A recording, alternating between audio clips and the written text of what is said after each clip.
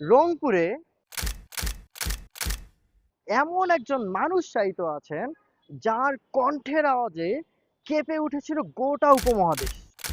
যুগের পর যুগ ধরে এই মহান পুরুষকে হাদিয়ে বাঙাল ও আসাম উপাধিতে ভূষিত করা হয়েছে, যার অর্থ বাংলা ও আসামের পথ প্রদর্শক।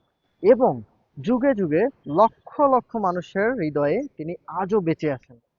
1800 সালের 12ই জুন জৌনপুর শহরে জন্মগ্রহণ করে তিনি সুদূর বাংলার মাটিতে এসে আলো জ্বালিয়েছিলেন।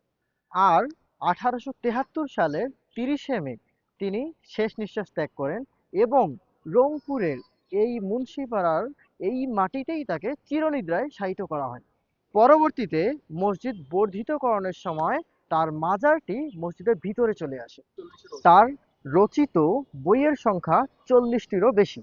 এক সময় যে মানুষটি পায়ে হেঁটে গ্রামের পর গ্রাম ঘুরে মানুষকে সত্যের পথে ডেকেছিলেন, সেই মানুষটির স্মৃতি আজও জীবন্ত হয়ে আছে রংপুরের এই মাটিতে।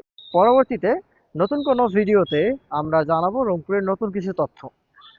লাইক, ফলো ও সাবস্ক্রাইব করে রংপুর সহজ সেবার পাশেই থাকুন।